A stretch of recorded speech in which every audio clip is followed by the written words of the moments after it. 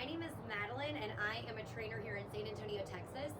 And I am going to go over in this first video the 7 primal movement patterns. So these are the basic fundamentals of human movement.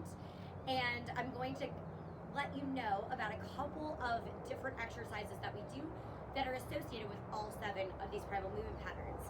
The first one that we're going to go over is a squat. So that's a great exercise for your entire lower body. And so what you want to do in a squat is you want to have your feet about the width that they would be in the widest part of your body. So for men, that's typically shoulders. For women, that's typically hips. And you want to have your feet in a comfortable position. So it might be a little turned out. Your feet might be more parallel. It just kind of depends on what's comfortable for you. When you're in that squat, you're going to keep your chest proud, and then your hips are going to be proud on the back side, okay? So you're going to push those hips down and back. You should be able to wiggle your toes at the bottom of that squat, drive up through heels, and squeeze your glutes to make yourself come up, okay? So that's how you're able to activate the back side of your legs and not just make it super quad dominant.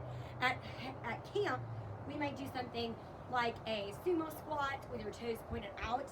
We may do more of a narrower squat, just depending on the particular movement and the particular purpose of the exercise. The next one that we do at camp, and as part of the 7 primal movement patterns, is a lunge. I'm going to show you a back lunge for now. So all of this is really important to keep your abs tight. You're going to caveat chest proud. Your weight's going to go in the heel of your front foot, 2 90-degree angles with those knees. That's one version. Sometimes at camp we might do walking lunges. We might do forward lunges. We might also do side lunges, which it just involves one leg bent, one leg straight. That might also be a version that we would do at a workout. Then we have a push. So the most obvious push exercise is a push-up, right? So anything that we do that involves a pushing motion is encompassed in this. And so I'm going to go over really quickly a push-up. You're going to have your hands about the width of your shoulders. You're going to inhale as you go down. You're going to exhale as you push the ground away. So my hands are right outside my shoulders. Again, I'm going to inhale as I go down, exhale as I push the ground away. And you guys can do that from your toes or from your knees. It can also be done from your back as well in that chest press, okay? The thing that we might do at camp is a couple of different options.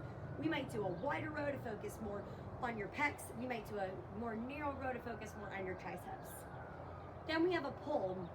The best example of this is a row. There's a couple different kinds of rows that you might see in a workout. The first one is a narrow row, so that's where your biceps are going to graze your rib cage. So you're going to be in that kind of bent over position right here, and I'm bringing my elbows back. So it kind of looks like this. This is a narrow row. Now that might activate your lats a little bit more. Sometimes we want to activate the muscles in the upper part of your back, which will involve a wide row. So my palms, instead of facing each other, are going to face my legs. And then I'm going to bring my elbows way out to the sides. So a lot of us, including me, for a big part of the day, we're desk jockeys. You know, we're on our computers answering emails like a boss. Okay?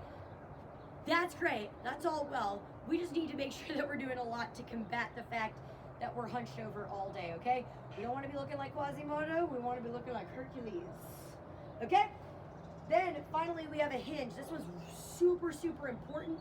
This is one that can maybe trip people up.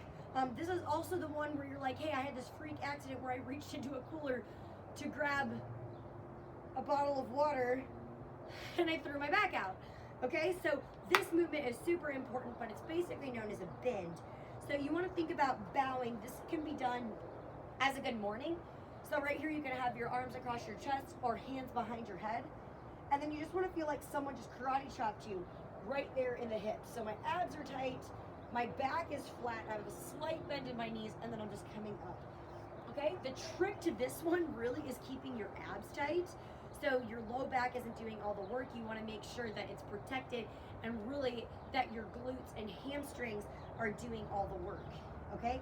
So you just have, if you have dumbbells in your hand, you're going to keep them nice and close to your body like you're shaving your legs. And then you're gonna use those glutes just like you did in the squat. You're gonna kind of use those glutes, squeeze your glutes to pull your body into that upright position.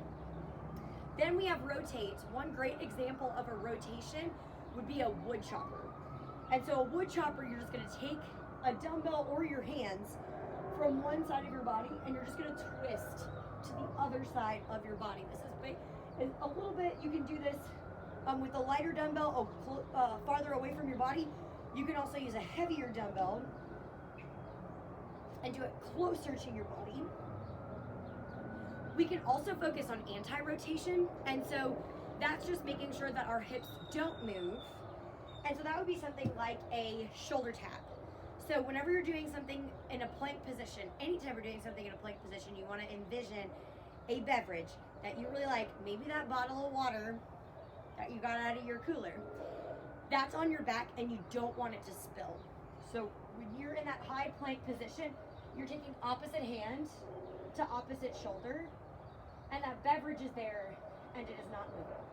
So rotation includes both rotation, like in a wood chopper, and anti-rotation. Finally, we're not gonna go into this one super in depth, but this one is just gait. So that includes anything like walking, running, skipping, frolicking.